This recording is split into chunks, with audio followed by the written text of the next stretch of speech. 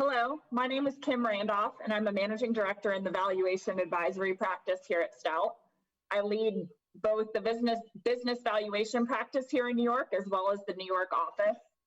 I focus my time on valuation engagements that are primarily performed for financial reporting related purposes. So things like purchase price allocations, goodwill impairments, equity valuations, and financial opinions, which includes both fairness and solvency opinions. I'm also a member of the firm's Financial Opinion Review Committee. While my practice area covers a wide variety of industries, I'm one of the co-leaders of the firm's technology, media, and telecommunications practice, as well as a co-leader of Stout's professional sports valuation practice. I want to thank everyone for attending the Stout Investment Fund and Portfolio Valuation Summit today. Our last session of the day is a fireside chat with Rich Gotham, president of the Boston Celtics. Rich is in his 18th season with the 17-time world champion Boston Celtics and his 13th season as team president. In this role, he is responsible for all aspects of the Celtics business operations. Since joining the Celtics in 2003, Rich has been recognized for leading the team to new heights off the court while growing team revenues by over 300%. Under his leadership, the team has established new records for attendance, ticket sales, sponsorships, merchandise, and television ratings, contributing to the team's first NBA championship in 22 years, as well as multiple division titles, Eastern Conference Finals, and NBA Finals appearances. Rich and the Celtics have been widely recognized as thought leaders in the business of sports. I've been looking forward to this session and I'm excited to hear Rich's perspective on how he has led the team through the pandemic and what he views as the future of sports. Rich, welcome to the Stout Investment Fund and Portfolio Valuation Summit. Thank you, Kim. Glad to be here. I'm sorry, I actually should move the laptop upstairs in front of the fireplace, then it would be a real fireside chat and maybe uncork some wine since it's the last one of the day. But thanks for having me, and hopefully there are a few Celtics fans out there listening in or watching, so that I don't bore you all to death. All right. That being said, we'll get right to it.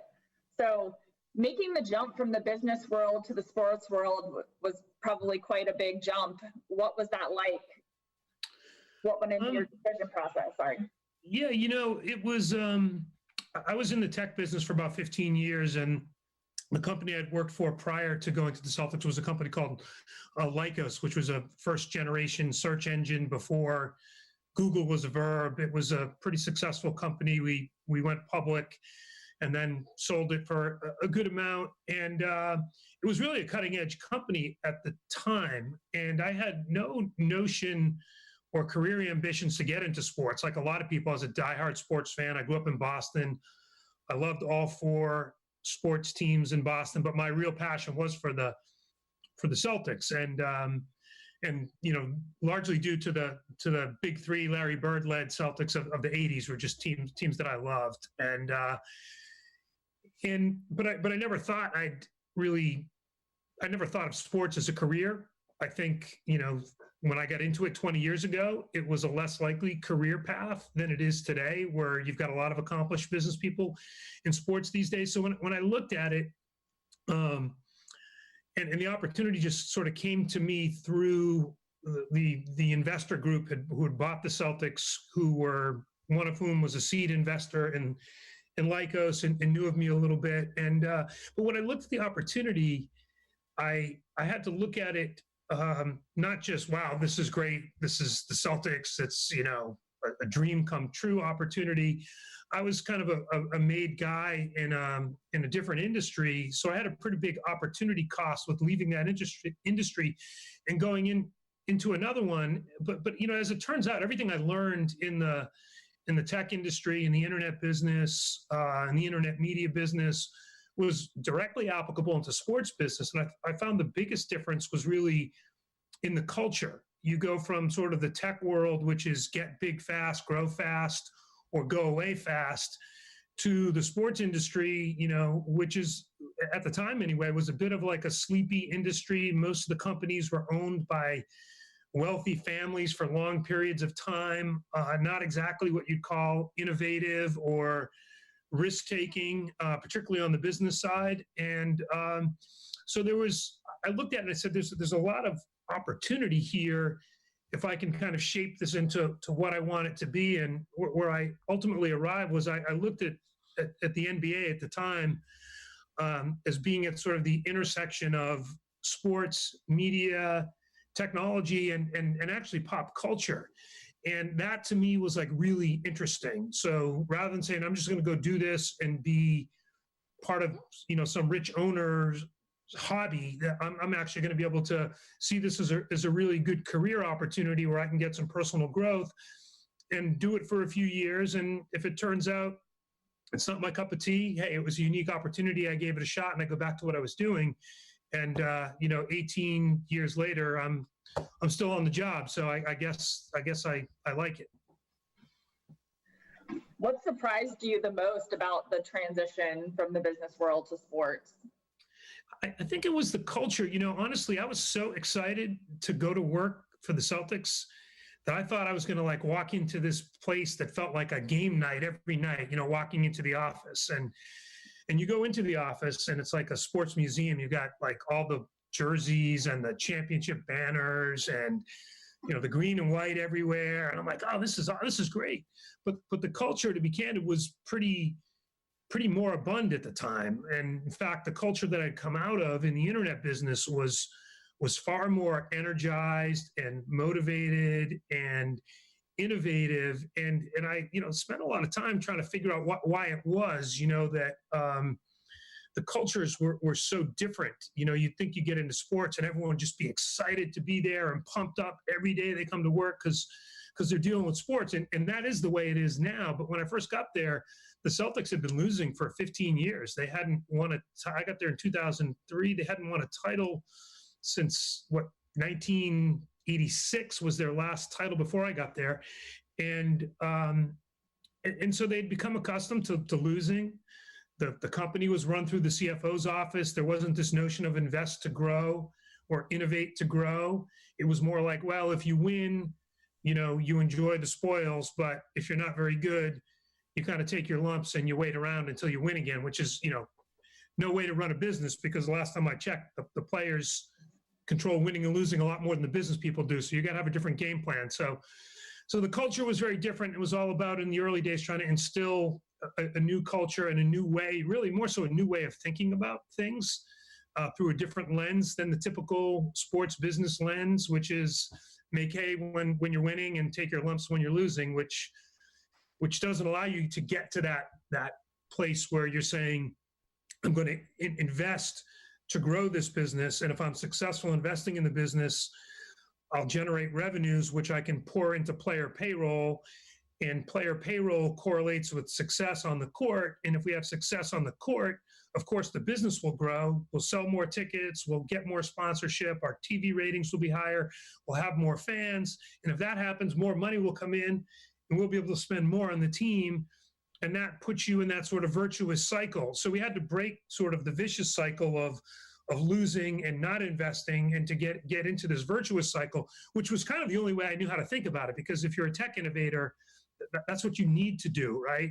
You really can't think of it another way. So anyway, it was a fun first few years, kind of instilling a new culture and trying to get people, on board with a different way of looking at things, not just from a interpersonal culture standpoint, but also from what kind of skill sets do we need in the company, and how are we making decisions and applying data and analytics to our decision process on both the business and the basketball side was a big cultural shift as well.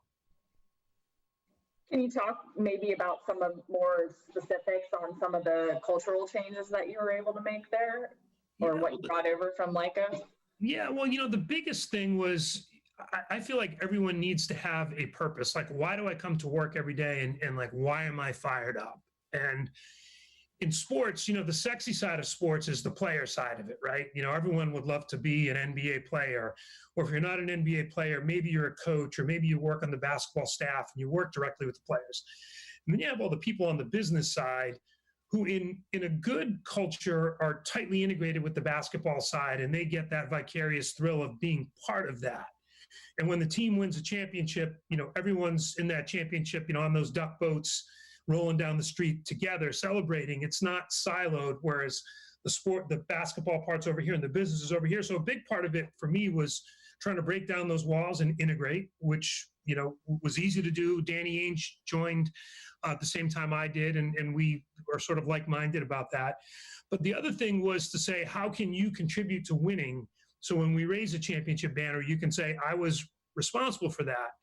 And I go back to the way people were thinking about the business, which was, well, if we win, we sell tickets and make money. And my feeling was, well, we don't win so we can sell tickets. We sell tickets so we can win. And that's just more of a metaphor of thinking about, if we can run a really good business, no matter what the team's performance is, we can invest in that team and we can become a better team. So we can't let the business be held back by the team performance, particularly when our team wasn't very good when we got there. So we got to break that cycle, and we got everyone to buy in that, like, I own a piece of that. And that was really the biggest cultural thing, which was, you guys are part of this winning. And when we win the championship, you're going to be celebrating like you were out on the court, knocking down 3-pointers. And that's the culture we've been able to create. And we had a lot to trade on. The Celtics have this incredible history, this thing called Celtic Pride that is just sort of permeates, the organization, going all the way back to, Red Auerbach and Bill Russell, through the great players like, Larry Bird and John Havlicek and JoJo White and Robert Parrish and Dennis Johnson and Paul Pierce and Kevin. You had all this great tradition and pride to trade on. And it was like, how do we capture that and bottle that and make everyone in the company kind of feel that, So that was another big part of what we wanted to do. But it's hard to do without winning. If you're losing, no one feels really good in sports. And it's sort of like being in the COVID world. No one feels really good about anything when you're losing, just like no one feels really good about anything right now. Speaking of COVID, the NBA was far ahead, comparatively speaking, in its reaction to COVID and ensuring that the league could manage the season. Can you walk us through those initial weeks in March and April when the pandemic and the lockdown became apparent? Who did you consult, and what were your thoughts back then, and how do they compare to what actually ended up taking place? Yeah, I wish I could say that I could have conceived of the bubble in Orlando, on the day where they shut where we shut our season down. And as some of you may know, the NBA was the first team to shut it, or the first league to shut it down. And I'm proud of the NBA. I think, Adam Silver is a great leader. He's very thoughtful, very, very smart, very in tune with all his constituencies, has built a great partnership with the players. But for everyone, it was a real crisis. We're in the live event business, and suddenly the live events just came to a screeching halt. And like most businesses, the first thing you think about is like, holy shit, what just happened? Sorry, excuse my language. And what are we going to do? What are we going to do next? How are we going to react to this? And the first thing you had to say is, well, how are we even going to function? Like, we're an in-person business, and now everyone's remote. So we, as a league and as teams, we had to figure out how are we going to function remotely. Then we went into kind of crisis management mode, which is, you got the media all over you. What's going to happen? What are you going to do? Are NBA players jumping the line to get tested? Are you going to lay employees off? How can the rich owners be laying off the arena workers? And the media is all over you on all this stuff. And you're just sort of really dealing with like crisis management. So we had to weather that in the early days and then figure out what we were going to do. And at the same time, like most companies, we had to say, how are we going to support our employees? Like, everyone's going through a crisis. Everyone's worried about their job. No one knows what's going to happen next. And everyone's scared they're going to get sick. And we're in Massachusetts, just like you were in New York and most cities that were thinking about this thing the right way, we were on a lockdown. And it was, for everyone, a pretty scary time. And the one thing I'll say is that throughout it, and it sounds kind of cliche and cheesy, but what we really focused on was supporting each other and just helping each other get through it and think through it, and then try to figure out how can we how can we reimagine our business if we're not going to have any live games? And then for what period of time is that going to be before we can go back to playing? And there was a period, probably 2 months, of just complete uncertainty. It wasn't like we said in March, hey, in July, we're gonna move it down to some bubble in Orlando. I mean, it had nothing like it had ever been done before. And so we really had to, keep our finger on the pulse of what was going on, what the data was telling us, what the science, what the healthcare officials were telling us, what science was telling us, and then figure out if there would be a way to play games. And there's really no one. You say, who did you consult with? You're consulting with former Army generals, people who've been through just like crazy stuff that none of us have ever conceived of, and had to figure out how to adjust, in real time. But there weren't a lot of people to lean on. So we all kind of leaned on each other, talked to as many experts as you could to really understand if we were going to try to overcome it, how could we do it? It became very clear to us it wasn't going to be by playing games in our home arenas. It was going to be by creating this kind of antiseptic bubble, and who could we partner with to do that, and where could we do that? And just as we decided it was going to be Orlando by virtue of our partnership with ESPN and their properties down there, suddenly things started spiking in Florida. They were like probably 2-3 months behind, the Northeast with their spiking. And we had to really, build an incredible apparatus. And, we went over 100 days down there in Florida without a single positive test case. It was an amazing accomplishment to pull that off. And it took we had to build it from scratch. I mean, everything. And I was down there in the bubble for a bit. And when I tell you, it was like, it was like science fiction. You're getting tested twice a day. We'd go to watch the games. We're sitting in a glass booth. At one point, I pulled my mask down to have a sip of a beverage, and I had someone come in and say, "Hey, pull your mask back up," and the whole thing was just really, really different and unimaginable. And there was really no place to go to really have someone to say, "Here's how you do this." We had to come together as a league and lean on, the medical community. And by the way, the players had to trust us with their safety, right? And so there was a lot to get through. And, the good news is the NBA's got a really strong partnership with the Players Association through a lot of work. And when you have trust, you're able to kind of work through these things together. And you've seen other leagues where it's been a little bit more challenging because the partnership and the trust isn't necessarily there between the players and the league.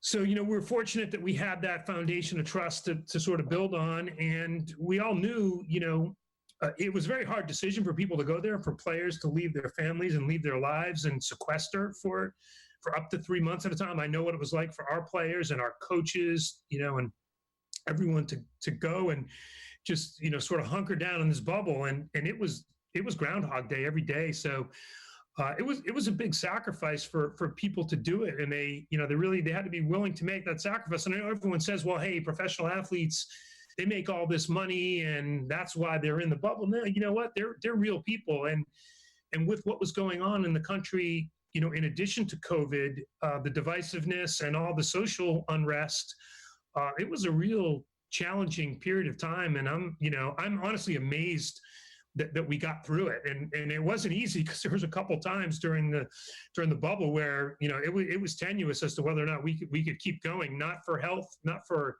physical health reasons or COVID reasons, but for, other reasons like, geez, how can we be locked up in here with everything that's going on outside in the real world, So anyway, unique times. I hope we never have another one like it, but, we will know what to do if we do, I guess.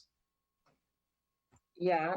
So just in terms of the financial impact of COVID, how did you deal with that impact on your organization while you're dealing with all of the other issues that you just touched on?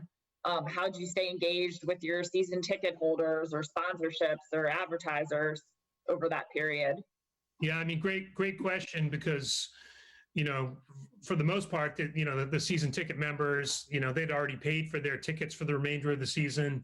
the sponsors pay for a full season. And then you've got another season coming up, right? The 2021 season, which is, still uncertain as to, how and when that's going to begin. And I think when you're in a crisis, I think, one of the smart things you can do as a company, is sort of fall back on your core values and really what makes you who you are. And for us, that's always been service. So beyond all the other things we do as a professional sports team, like the Celtics are really, really good at customer service. And that means when the going gets tough, instead of ghosting everyone and saying, oh no, people are going to start asking for their money back, it's really being upfront and visible and communicating proactively and sharing as much information, even when a lot of the information we're sharing was that, like, listen, we don't know what's going to happen next, but we want you to, we want you, we need you to stick with it, stick with us through it. And so many companies were under so much financial stress and and still are, candidly, as a part of this, that, it's not easy for individuals and companies to say, I'm going to let you hold on to my money while you're figuring this whole thing out. And the only way they're really willing to do that, again, is if you've built that trusted relationship.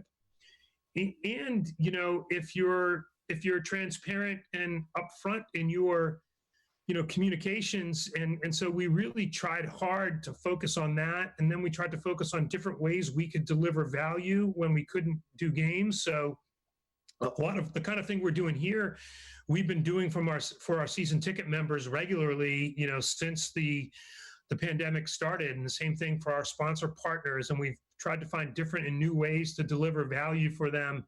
In addition to being a sports team, we're also a big digital content company. We create a lot of digital content, push it out globally through all our channels. It's our primary way to reach our fans and our consumers, and it's how we communicate with them and try to stay in front of them. And so we put an even bigger emphasis on digital content creation and communication through digital channels. But it's not been easy. I mean, 40% of our revenue effectively went away when we stopped playing games. So, we're not out of it yet. We're looking at a 2021 season where, I would say for the start of the season, it's somewhat unlikely that we're going to have fans. It's very unlikely we're going to have fans in the seats, and who knows when how long it will be before we can. So, fortunately, we built a good business that allowed us to kind of weather some of this. We haven't laid off any employees or any staff.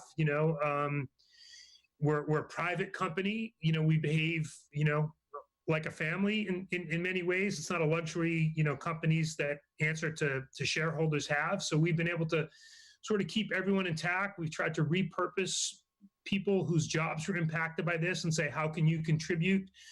And just kind of get through it. But we're not through it yet. So, it's still TBD how we weather this whole thing. But we're going to start a new season. We're going to find a way through it, like we did with the bubble. And I've got confidence we'll do that. So you do expect that there is going to be some impact going forward. Some of what we've done on the valuation side from COVID impact, and when we're looking at professional sports franchise valuations, we've started to treat this as a one-time anomaly, but it sounds like you're looking at a situation where this is going to potentially have impact at least the beginning of next season and potentially further down the road. How do you think that impacts overall franchise or team values? Well, I do think it is a short-term event in relative terms. I mean, it feels like we've been at it for years, right? It's been, Definitely. 7 or 8 months, but it feels like it's been a lot longer.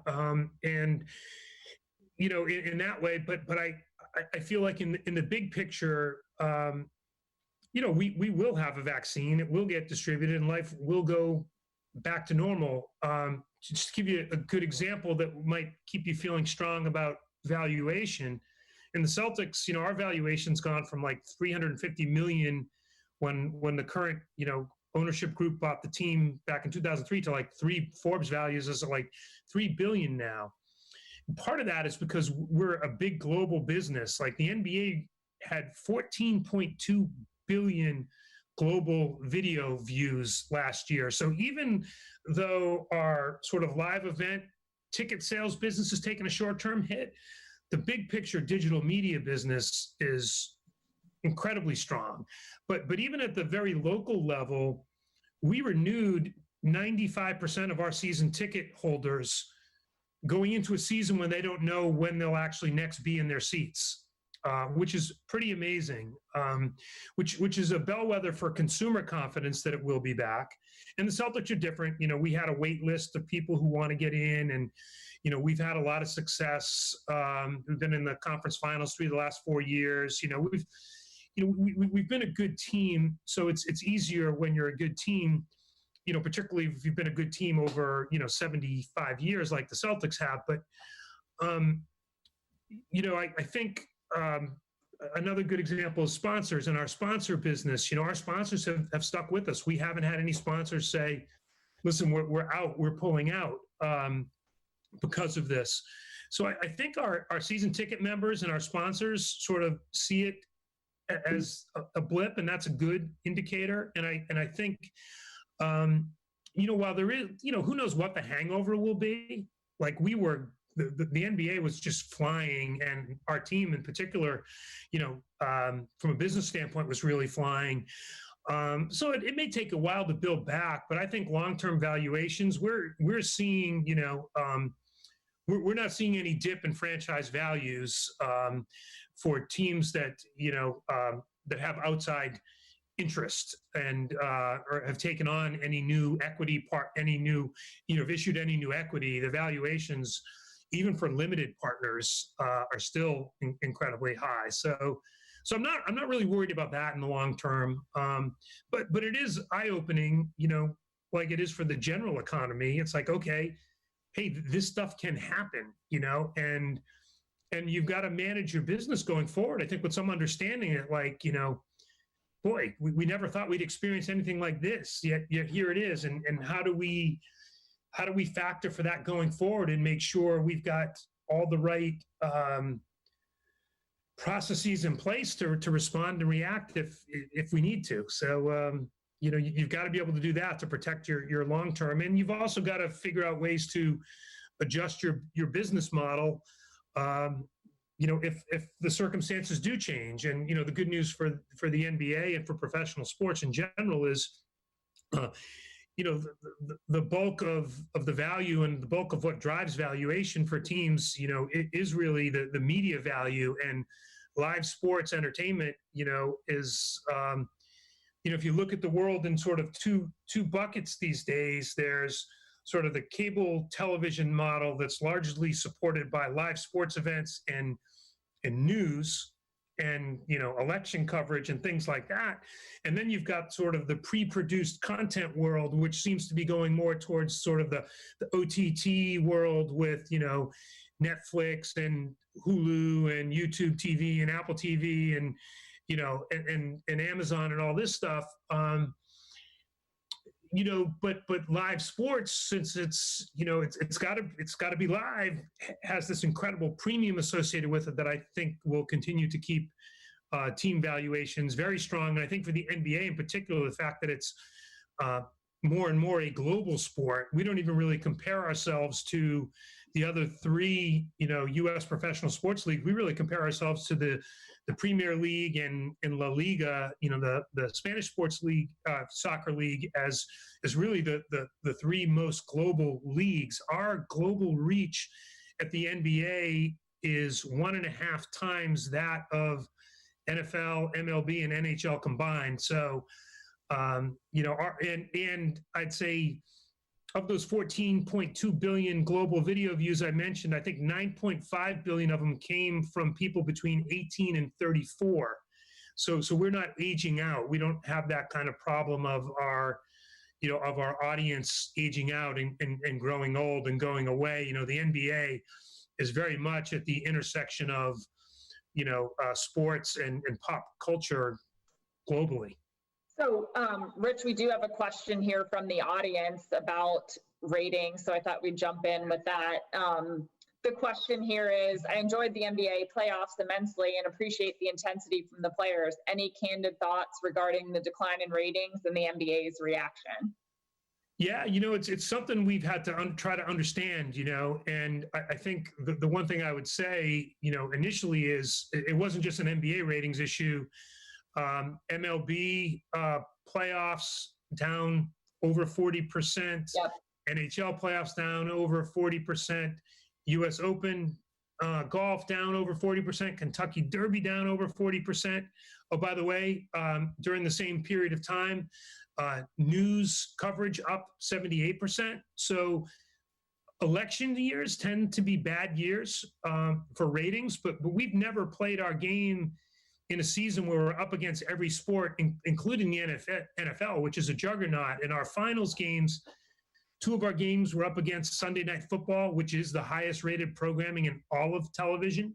4 of our games were up against Major League Baseball playoffs. So it was a very hard time to kind of judge ratings, but nevertheless, we look hard at it and we say, okay, how does that impact what we do next season? Do we want to be playing our games deep into the summer next season? Do we want to be going up against the Olympics, for instance, in August, right? Or do we want to get our season started earlier and try to get back on track with our usual season where there are more available television households? I mean, there is a reality that there are fewer households turned into television at night during the summer than there are during the spring and in the winter. So I think we'll try to get our business more aligned with the more traditional television calendar because it is important and ratings matter, but ratings are a little bit again, if I were to change the narrative, I'd say look at our global ratings, right? Not just sort of the US ratings because we're a global business. So on that point, we have another question here from the audience. While the NFL is focused on Europe, it seems that China is the next market for the NBA. What are your thoughts on that? Well, China's been a big market for the NBA for quite a while. The NBA's been in China for 35 years. And some of you, if you follow closely, you may be aware there was a controversy dating back to this time last year with a comment made by by the general manager of the Houston Rockets about what was going on in Hong Kong at the time, and it resulted in China dropping NBA coverage from CCTV, which is the Chinese national broadcast network, which was kind of a big thing, and it was in response to their feeling that the NBA wasn't honoring the sovereignty of the Chinese state, and it was a difficult situation to get through. But our games were back on television in China during the finals, and hopefully going forward, it'll continue to be a strong market because China is a huge market, and if you go to China, you'll see that the NBA is very much a part of the pop culture in China. It is very much ingrained into the Chinese really sports culture and pop culture. All right. So just kind of going back to some of the things that you touched on in terms of needing to do things differently to engage either the fans. Can you talk a little bit about what you've done maybe at the local level with the Celtics with respect to social media or those different types of platforms in order to engage with fans?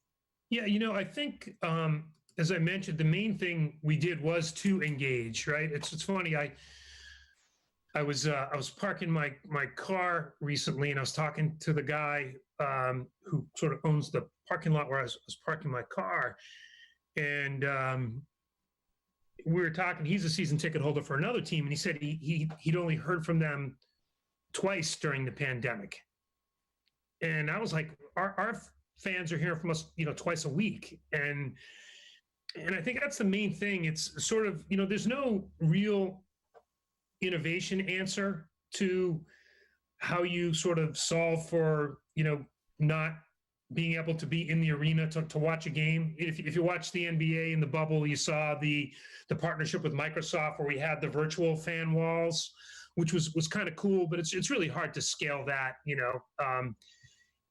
for home games, to have every fan there and be able to see it that way. It's like this. It's a different experience. It's more like it's a Microsoft Teams experience. And, so there's some innovative ways to engage fans, but mostly it really is about being proactive in communicating with them. It's finding different ways to deliver value. We have hosted talks with players, with legends, with coaches, with general managers. We're about to set up, we've got the draft coming up. We'll do a draft Zoom conference for our sponsor partners. We'll do a draft Zoom conference for our season ticket members. We stratify that season ticket member base for the people who, pay $2,000 per seat per night to sit on the floor, to the people who are, sitting, in the balcony, to the people who are watching from home. And we have all different ways to try to reach those different audiences. But the real point is reaching out and staying in touch and keeping the lines of communication open.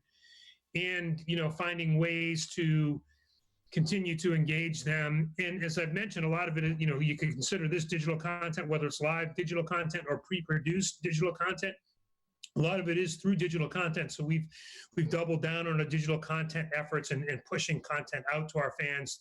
Just really try to keep that flame alive and keep their emotional connection, going with the team. Right. So we've got a couple minutes left here, and I want to make sure I get at least the last question that we have so far from the audience. Can you share a little bit about the community programs by the Celtics Foundation? Yeah, so I mean, it's a really big part of who we are and what we do. That sort of community give back is, it's ingrained in pretty much everything we do, and it's ingrained in the NBA as a big part of the league. Most recently, the Celtics, we launched a fund, a $25 million fund called Celtics United, to combat social injustice and racial inequality. Our league, our players, 80% of our players in our league are Black, and they've felt incredibly impacted by what's going on in the world around them, what's gone on, in the last 9 months. And, I don't need to tell anyone on this call, it's a real flashpoint in America, and we see a real opportunity to make a difference. And we feel like we as the Celtics are in a very good position to help make a difference because we have influence. We have influence in Boston. We have influence in our market. Our players have influence. And we look at, the issues as not just being, writing checks, but it's how do we roll up our sleeves. We created a program that's got 6 different pillars for, going after and trying to create positive impact, whether it's, economic opportunity impact or education equity impact or healthcare impact or, tearing down walls and, and barriers and building, relationships and togetherness and, criminal justice reform and many of these things. We've been really good at dealing with people who have been disadvantaged by systemic racism, but now we're in an opportunity, we've earmarked enough money to really start to go after some of the more systemic problems in our own community and try to be contributors to those. So it's a big part of who we are, dating back to, to Bill Russell and Red Auerbach. We were the first, we were the first NBA team to draft, a Black player. We were the first professional team to have 5 Black starters. We were the first to have a Black head coach. It's a big part of our history and our legacy, and we've always tried to honor that. And I think we're in a unique point in time where, like many companies, we're deciding, to step up and not sort of stay silent. And I know for some people who are real sports fans, they don't like sort of the mixing of the issues of sports and entertainment and, what they might consider to be politics. But to us, it's not politics. It's right and wrong. And, And, so we feel good about standing up and, honestly standing up on behalf of our players and the people who really drive our game and, and our growth and our business. So anyway, that's what we've been up to. We actually have 100+ people at the Celtics who are working against that Celtics United program. What do you think other business leaders can do to best support social issues that may arise either today or in the future? Yeah, I think there's a good opportunity. I was on a call recently with Brian Moynihan, who's the chairman of Bank of America, and I was blown away by everything Bank of America is doing. And I think the world has changed. I think and this is kind of maybe not the greatest thing to say. It's self-indicting at some level, but I think white America and the people who run these companies have had an awakening, of sorts during COVID, and have recognized that there's not just an opportunity, but an obligation to drive change and try to solve some of these problems that have been around for a long, long time without really seemingly too much improvement. And I do think it's a flashpoint for that reason. So I think, I think particularly if you're a consumer brand, I think your customers, particularly younger customers, whether it's Gen Z or millennials, they want to know that the brands they're investing in, not buying their stock, but the brands they're consuming have a moral conscience and are on the side of making a difference and trying to make the world a little better. And I think I wouldn't pretend to tell what other companies what they should do, but I think they have a great opportunity. And from what I've seen, so many companies have actually embraced it, and others haven't, and that's okay too. I think in that not every company is positioned to really make as much of a difference, but I think I've seen it in every sector where companies have really stepped up in big ways, and hopefully that's a trend that continues. Yep, that's great advice. So we're close to out of time here, so I want to thank you for your time today, Rich, and to all of the attendees for attending the Stout Investment Fund and Portfolio Valuation Conference. A couple of closing items to note. We encourage you to leave feedback about today's event by submitting our post-event survey. The winners of the leaderboard and the mug photo contest will be announced, so stay tuned. As we conclude this event, I hope you'll join me and our other attendees for our virtual meetups, which you can access in the community tab. And thank you again for attending our first ever virtual summit. Thanks, everyone. Thanks for having me. Thanks, everyone. Take care. Bye.